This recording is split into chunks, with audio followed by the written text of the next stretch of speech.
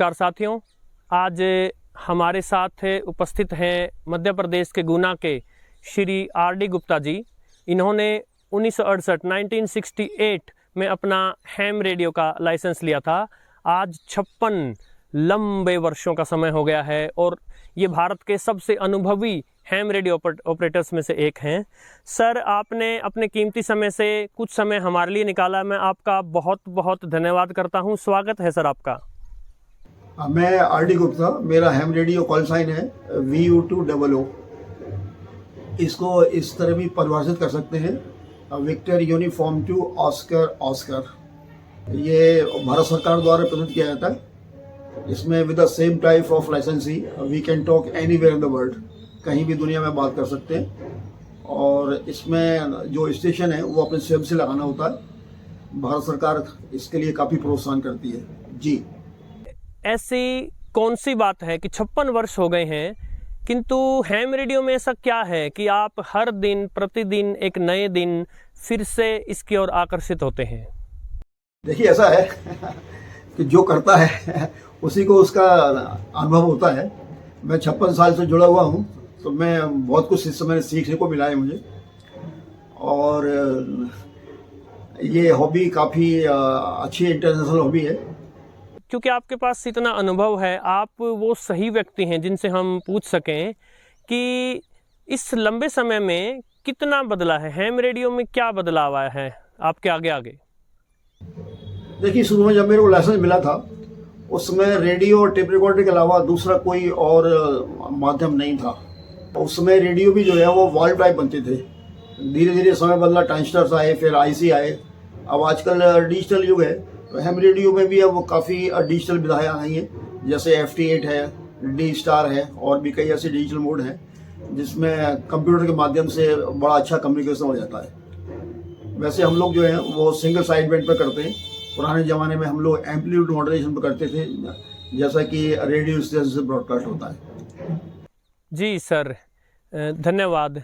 साथ ही हम आपसे जानना चाहते हैं, क्योंकि इस वीडियो को अनेक ऐसे लोग भी देखेंगे जो स्वयं हैम रेडियो ऑपरेटर बनना चाहते हैं, तो जो बिगिनर्स हैं, जो इस फील्ड में या तो आने वाले हैं या जो आएंगे, उनके लिए आप अपने अनुभव से क्या टिप्स दे सकते हैं सर? देखिए, ऐसा है कि आजकल ज़माना जो है मोबाइल का है, तो मोबाइल में सब कुछ जो है वो इंटरनेट डिपेंडेंट है। अगर इंटरनेट फेल हो गया तो आपका मोबाइल जो है डब्बा है। लेकिन हैम रेडियो में ऐसा नहीं है। हैम रेडियो में जो कम्युनिकेशन होता है वो डायरेक्ट एंटेना टू एंटेना होता है, तो इसमें कभी फेल होने के कोई चांसेस नहीं है। ये इसकी विशेषता है, और यही विशेषता इसको जो है वो इंटरनेट बेस्ड मोबाइल से अलग करती है। आप मोबाइल में सभी अपने परिचित लोगों से बात करते हैं, इसमें उल्टा होता है। आप अपरिचित लोगों को परिचित बनाते हैं, मित्र बनाते हैं, फिर आप उनसे बात करते हैं, और इसकी कोई सीमा नहीं है। आप पूरे वर्ल्ड में बात करते हैं। अच्छा सर, आपके पीछे जो इतने इक्विपमेंट रखे हैं, आप कुछ उनके बारे में हमें बता पाएंगे? देखिए, ये इक्विपमेंट जितने भी रखे हैं, ये एक तरह का मेरा कलेक्शन है, क्योंकि मैं काफ़ी पुराना है हूँ, लेकिन इतना कुछ ज़रूरी नहीं है। मेन तो ये रेडियो है, इसको हम लोग कहते हैं ट्रांस रिसीवर। मतलब इसमें रिसीवर भी है और ट्रांसमीटर भी है, और ये डिजिटल है, काफ़ी मॉडर्न है। इसके बाद में ये इसका स्पीकर रहा, ये कोने में उसकी पावर सप्लाई है। बाकी ये एंटेना मूविंग के लिए अरेंजमेंट है। और जितने भी आप एसेसरी जो सब देख रहे हैं, ये सब मैंने पहले इस्तेमाल किए थे और अब इस तरह से यूज में नहीं आ रहे हैं, लेकिन इतना कोई ज़रूरी नहीं है। मतलब आपको पास ये एक रेडियो है और एक एंटेना लगा लीजिए, और वो कम्युनिकेशन के लिए काफ़ी सफिशिएंट है जी। जब आपसे मेरी बातचीत हो रही थी तो आपने एक बहुत ही इंटरेस्टिंग सा फैक्ट रखा कि कैसे VVIPs भी जो हैम से जुड़े रहते हैं। आप कुछ उदाहरणों के साथ हमें बता सकते हैं सर? हाँ, जैसे अपने इंडिया के VVIP लें तो राजीव गांधी भी काफ़ी एक्टिव हैम रेडियो ऑपरेटर थे, और आजकल उनकी वाइफ भी हैं, अमिताभ बच्चन भी हैं, फिल्म स्टार काफ़ी इसमें है, जहाँ कमल हसन है। लेकिन क्या ये लोग बिजी हैं, लाइसेंस है इनके पास में, लेकिन ज़्यादा ऑपरेट नहीं करते। और अगर अपन इंटरनेशनल लेवल पर देखें तो जॉर्डन के साहब बहुत एक्टिव थे, मलेशिया के प्रेसिडेंट थे, और भी कई VVIP लोग हैं जो ये लाइसेंस के हैं। और जितने भी एस्ट्रोनॉट जाते हैं उन सब के लिए ये हेम लाइसेंस कंपलसरी होता है।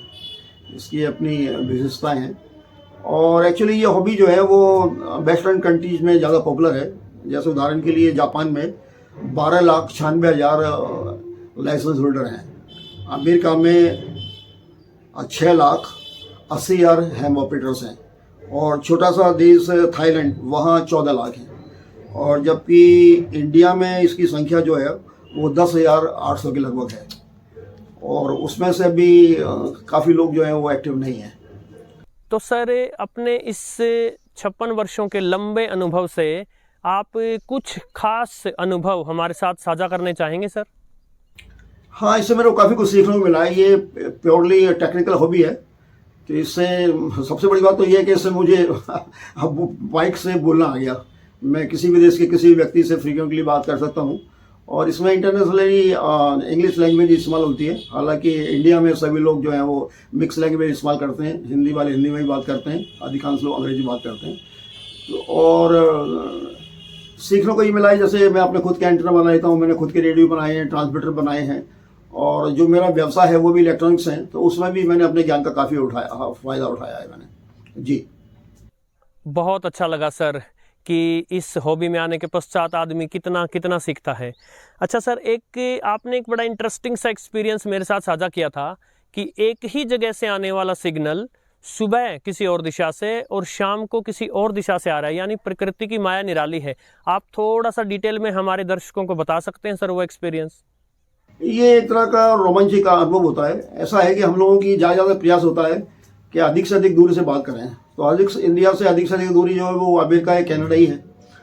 तो अमेरिका और कनाडा में सिग्नल्स के दो पाथ हैं, एक बाया नॉर्थ पाथ, एक बाया साउथ पाथ। तो साउथ पाथ जो है नॉर्थ पाथ के मुकाबले थोड़ा ज़्यादा लंबा है। सुबह जो है वो शॉर्ट पाथ खुलता है और शाम को जो है वो लॉन्ग पाथ खुलता है। लेकिन कभी कभी क्या होता है कि दोनों पाथ एक साथ खुल जाते हैं। तो दोनों एक साथ खुलने में क्या होता है कि शॉर्ट पास से सिग्नल पहले आ जाता है और लॉन्ग पास से सिग्नल जो है कुछ माइक्रो सेकेंड डिले होकर आता है, तो सिग्नल में थोड़ी सी इको आ जाती है। तो एक रोमांचक अनुभव होता है कि दोनों पास से हम लोग बात कर रहे हैं। तो ये एक प्राकृतिक फिनोमेना है, तो बड़ा अच्छा लगता है इससे। जी जी सर, प्रकृति की माया भी निराली है। अच्छा, साथ ही सर, जैसे अब एलईडी बल्ब्स बहुत ज़्यादा यूज हो रहे हैं या बीएलडीसी फैंस ज़्यादा यूज हो रहे हैं, या आप कह लीजिए वर्ल्ड वाइड इलेक्ट्रिकल या इलेक्ट्रॉनिक पॉल्यूशन बढ़ा है, तो इससे आपके इक्विपमेंट्स या आपके ट्रांसमिशंस, आपके ऑपरेशंस पर कुछ फ़र्क पड़ता है सर? हाँ, पड़ता है बिल्कुल। इसलिए हम लोग कई तरह के फिल्टर इस्तेमाल करते हैं, लेकिन फिर भी परेशानी तो होती है। स्पेशली जो बीएलडीसी फैन है, जो नई टेक्नोलॉजी है, या एलईडी बल्ब्स हैं, स्पेशली जो चाइना के आते हैं चीप टाइप के, उनसे अनवांटेड सिग्नल जो है निकलते हैं और वो हम रेडियो में नॉइज़ पैदा करते हैं, तो परेशानी आती है। लेकिन उसके लिए हम लोग जो हैं वो तरह तरह के फिल्टर्स लगाते हैं, तो परेशानी तो आती है उससे, इसमें कोई शक नहीं है। जी, इंडोनेशिया के राष्ट्रपति भी हैम पर थे। आपने बहुत ही अच्छा अनुभव साझा किया था। क्या हमारे दर्शकों के लिए आप वो अनुभव रख सकते हैं सर? हाँ, ये बहुत पुरानी बात है।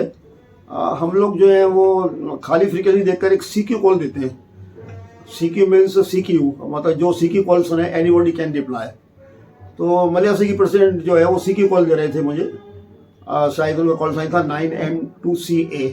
तो मैंने उनका सीक्यू कॉल दिया और मैंने उनको आंसर दिया, तो उन्होंने मुझे जवाब दिया। तो शुरू में हम लोग एक दूसरे को इंट्रोडक्शन करते हैं। तो मैंने अपना नाम बताया, गुप्ता मेरा जो लोकेशन है, गुना है, उन्होंने अपना बताया। तो उन्होंने अपना नाम बताया तुमको, और अपना लोकेशन बताया उन्होंने। इस तरह से हमारी उनसे बात हुई। उसके बाद क्या हुआ कि वो लगभग एक समय पर रोजाना ही आते थे। तो मेरी उनसे करीब एक सप्ताह तक डेली बात होती रही और जनरल बात होती थी मौसम के बारे में, कौन सा आपका रेडियो है, कौन सा आपका एंटेना है, कौन सा क्या है। लेकिन जब तक मुझे ये अनुमान नहीं था कि मैं मलेशिया के प्रेसिडेंट से बात कर रहा हूँ। तो हम लोगों की एक प्रणाली है, एक तरीका है कि हम लोग एक कार्ड भेजते हैं बाई पोस्ट, जिसको हम लोग कहते हैं QSL कार्ड। तो वो उनका QSL कार्ड मेरे पास डाक से आया। तब मुझे पता लगा कि इतने दिनों से मैं मलेशिया के प्रेसिडेंट से बात कर रहा हूँ, क्योंकि उन्होंने कभी पूरा नाम तो कहा नहीं मुझे। तिंकू कहा, तो मैं तिंकू करके बात करता रहा, वो गुप्ता करके बात करते रहे। तो ये बड़े अनुभव, अजीब अनुभव रहा कि इतने दिनों से मैं मलेशिया के प्रेसिडेंट से बात कर रहा था। जी काफ़ी रोमांचक, सुनने में ही काफ़ी रोमांचक अनुभव है। तो जब आपने इसको खुद से एक्सपीरियंस किया होगा तो कमाल का रहा होगा। अच्छा, जो साथी हैम के बारे में और जानना चाहते हैं, हमारे चैनल पर आप यदि प्लेलिस्ट्स में जाते हैं तो हैम रेडियोस के लिए अलग से प्लेलिस्ट है, वहाँ बहुत सारी बेसिक इन्फॉर्मेशन है। एक क्वेश्चन आपसे मेरा ये है सर कि जो लैंग्वेज है, भाषा है, वो कितना बड़ा बैरियर है हैम ऑपरेशंस में? देखिए, भाषा का बड़ा अजीब, मैं आपको बताऊं कि इंटरनेशनली जो भाषा है वो तो अंग्रेजी इस्तेमाल होती है, तो हम सभी लोग अंग्रेजी बात करते हैं, लेकिन भाषा के लिए गवर्नमेंट से कोई रिस्ट्रिक्शन नहीं है। जैसे हम लोग जब इंडियन लोगों से बात करते हैं, साउथ इंडियंस को छोड़ के जो हिंदी नहीं जानते, तो हम लोग नॉर्थ इंडियन के सभी लोगों से हिंदी में बात करते हैं। गुजराती लोग आपस में गुजराती में बात करते हैं। लेकिन इसमें एक व्यवस्था ऐसी है कि टेलीफोन के बजाय अगर आप मोर्स कोड पे कम्युनिकेशन करें, CW पर, तो उसमें ऑटो ट्रांसलेशन हो जाता है। जैसे कि मैंने अपना नाम बताया GUPT गुप्ता अंग्रेजी में, तो जब वो मोर्स कोड में रशियन उसको रिसीव करेगा तो वो GUPT ही करेगा, क्योंकि जी का जो सेंडिंग का जो कोड है वो अंग्रेजी में जो है वो ही रशियन में है, तो इसलिए ये ऑटो ट्रांसलेशन हो जाता है, तो वहाँ लैंग्वेज की आवश्यकता नहीं पड़ती। लेकिन ये संभव CW ट्रांसमिशन में है, मोर्स कोड ट्रांसमिशन में, जो पहले टेलीग्राफी में इस्तेमाल होता था, पोस्ट ऑफिस में अभी भी इस्तेमाल होता है, लेकिन टेलीफोनी में हम लोग जो है वो कॉमन लैंग्वेज अंग्रेजी इस्तेमाल करते हैं जी। एक शब्द मैंने प्राय सुना है, हैम रेडियो क्लब्स। ये हैम रेडियो क्लब्स क्या है सर? देखिए, ऐसा है कि हर व्यक्ति जो है वो स्टेशन अपने यहाँ नहीं लगा सकता या नहीं लगाना चाहता, तो लाइसेंस लेने के बाद में बड़े शहरों में क्या करते हैं कि 10, 15, 20, 50 लोग मिलके एक क्लब बना लेते हैं, और जो हैम रेडियो का जो लाइसेंस होता है वो क्लब के प्रेसिडेंट के नाम होता है। तो जैसे आपके पास में लाइसेंस है, कॉल साइन है आपके पास में, आप वहाँ जाइए और स्टेशन ऑपरेट करिए, उनकी लॉग भरिए और आ जाइए आप। तो इस तरह से क्लब का, स्टेशन का बहुत से लोग इस्तेमाल कर लेते हैं। ये बड़े शहरों में ये काफ़ी पॉपुलर है, हैम रेडियो क्लब्स। काफ़ी बड़े शहरों, सभी बड़े शहरों में है, हैदराबाद में भी है, दिल्ली में भी है, बॉम्बे, सभी बड़े शहरों में है क्लब। तो इस तरह से जैसे आपने कार ड्राइविंग लाइसेंस ले लिया, आपके पास कार नहीं है तो आप किसी भी कार चला सकते हैं, तो इस तरह की व्यवस्था है जी। अच्छा सर, आपने एक बार मुझसे बहुत ही विशेष अनुभव साझा किया था कि कैसे आपके शहर की, पूरे शहर की बिजली गुल थी, इलेक्ट्रिसिटी पावर ऑफ थी, और आपका रेडियो ज़बरदस्त रिसेप्शन दे रहा था, लेकिन जैसे ही बिजली आई सब चला गया। सर, साझा करना चाहेंगे? हाँ, ये ऐसा कई बार होता है। क्या होता है कि जो LED लाइट्स के डिस्टर्बेंस होते हैं, अगर पूरी शहर की लाइट चली जाए तो वो डिस्टर्बेंस दूर हो जाता है, तो हम जो वीक स्टेशन होते हैं उनको भी बड़ा अच्छा सुन सकते हैं। तो उसके लिए मैं बैटरी का इस्तेमाल करता हूँ कि जब भी शहर की लाइट गई मैं बैटरी से अपना रेडियो स्टेशन चालू कर लेता हूँ, और वो मुझे अनुभव जो है ज़्यादा अच्छा होता है। और ये LED लाइट्स की डिस्टर्बेंस को कम करने के लिए कभी कभी मैं अपनी कार लेकर भी शहर से दूर चला जाता हूँ। ये तो रही मानवकृत यानी मैन मेड डिस्टर्बेंसेस, किंतु यदि हम बात करें नेचुरल वेदर्स की, कंडीशंस की, जो मौसम बदलते हैं, तो हैम ऑपरेशंस के लिए कौन सी कंडीशंस या कौन से वेदर सूट करते हैं और कौन से वेदर्स में आप लोगों को स्ट्रगल करना पड़ता है सर? ये देखिए, एक शब्द है प्रोपेगेशन। ये प्रोपेगेशन के ऊपर डिपेंड करता है, और ये सब प्राकृतिक है कि प्रोपेगेशन जो है वो किस बैंड पर कब फेवरेबल है, कब नहीं है, तो हम लोगों को इसका अनुभव होता है, तो उस हिसाब से हम लोग वर्क करते हैं। अब मोबाइल का ज़माना है, 5G पर संसार चला गया है, 6G की टेस्टिंग हो रही है। ऐसे में अब आप हैम रेडियो का या अमेच्योर जो रेडियो है, इसका क्या फ्यूचर देखते हैं सर आप? देखिए, जैसे मैंने आपको पहले बताया था कि हैम रेडियो का और मोबाइल का कोई कंपेरिजन नहीं है, कि ये टोटली इंडिपेंडेंट है। हमारा जो कम्युनिकेशन होता है वो एंटेना टू एंटेना होता है, इसमें कोई माध्यम नहीं है। जैसे कहीं बाढ़ आई, कहीं भूकंप आया, कुछ आया, तो हम अपना स्टेशन जो है वो मिनटों में स्थापित कर सकते हैं, उसमें हमें किसी प्रकार के कोई माध्यम की आवश्यकता नहीं है। तो इसलिए गवर्नमेंट भी एनकरेज करती है। अभी हिमाचल गवर्नमेंट ने इस तरह की कोई स्कीम निकाली है कि अगर आप यहाँ क्लब बना के हैम रेडियो स्टेशन लगाएं तो गवर्नमेंट आपको 80% जो है सब्सिडी देगी। तो ये हैम रेडियो जो है वो इमरजेंसी के लिए बहुत ज़्यादा, और ऐसे कई बार ऐसे मौके आए हैं भारत में भी और विश्व में भी कि सारा कम्युनिकेशन फेल हो गया और पूरा कम्युनिकेशन जो है वो हैम रेडियो ने संभाला जी। तो सर, अपना कोई और रोमांचक अनुभव आप हमसे साझा करना चाहेंगे सर?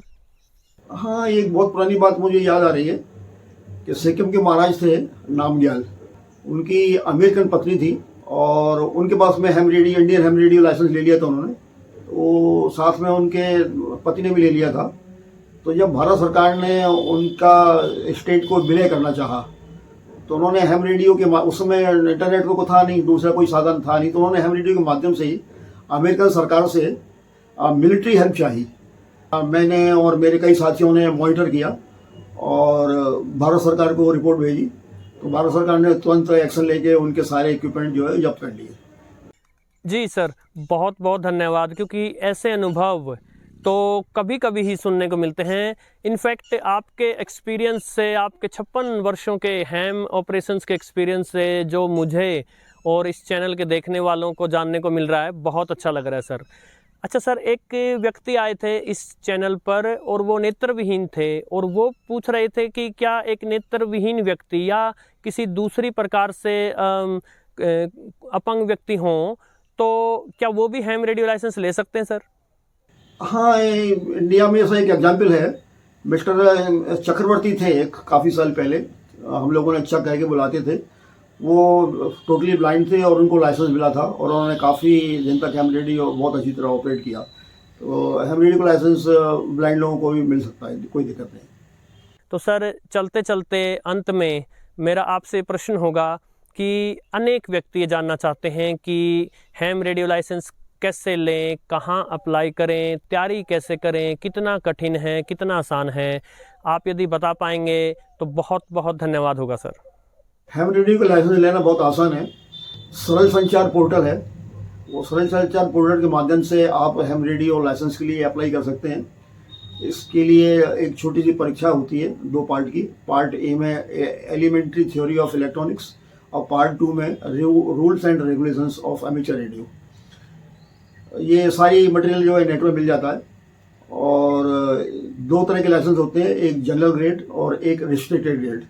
रिस्ट्रिक्टेड ग्रेड में ज़्यादा आसान है। जनरल ग्रेड में आपको मोर्स कोड की भी प्रैक्टिस करनी पड़ती है और उसकी भी परीक्षा होती है। 100 रुपया लाइसेंस फीस है और इजीली लाइसेंस मिल जाता है भारत सरकार द्वारा, WPC विंग द्वारा। उसके बाद में आप अपना स्टेशन लगा के जो है वो ऑन एयर ऑपरेट कर सकते हैं। बहुत ही पूरी जो प्रणाली काफ़ी संक्षिप्त प्रणाली है और बड़ी सरल प्रणाली है। मेरा पोता जो है 12 साल का है, उसने अभी परीक्षा पास की है और उसकी बड़ी बहन 14 साल की है, उसने भी परीक्षा पास की है। उन दोनों को भी जल्दी लाइसेंस मिल जाएगा। तो ये बड़ा लाइसेंस मिलना बड़ा आसान है। आप सरल संचार पोर्टल खोलिए, उसको आपको पूरी जानकारी मिल जाएगी। जी, तो फिर से एक बार आपका बहुत बहुत धन्यवाद सर इस मूल्यवान जानकारी के लिए, और आशा है कि दर्शकों को ये वीडियो और ये जानकारी पसंद आई होगी। मैं यही चाहूँगा कि अधिक से अधिक लोग, स्पेशली यंग लोग, ये परीक्षा पास करके हैम रेडियो लाइसेंस लें और इमरजेंसी में देश के और नेशनल के काम आए। लाइसेंस लेना बहुत आसान है और इसकी लाइसेंस फीस भी बहुत कम है। 2,000 रुपये 10 साल के लिए, या आप 3,000 रुपये दें तो पूरी लाइफ के लिए लाइसेंस फीस है। और बाकी बिजली का खर्च बहुत कम आता है। सिर्फ आपको एक रेडियो खरीदना है, एक एंटेना लगाना है। मेरे पीछे जितने भी लगे हुए हैं वो सब ज़्यादा इसलिए हैं कि मैं काफ़ी पुराने हैं हूँ, तो ये मेरे एक तरह से कलेक्शन है। लेकिन इतने इक्विपमेंट्स का भी आवश्यकता नहीं है। एक रेडियो जो है ये इस तरह का है, ये काफ़ी है इस काम के लिए। और ये सारे इक्विपमेंट जो है वो एक तरह से मेरा कलेक्शन है और ये ज़्यादा फैसिलिटीज़ के हैं, लेकिन ऐसा कोई ज़रूरी नहीं है।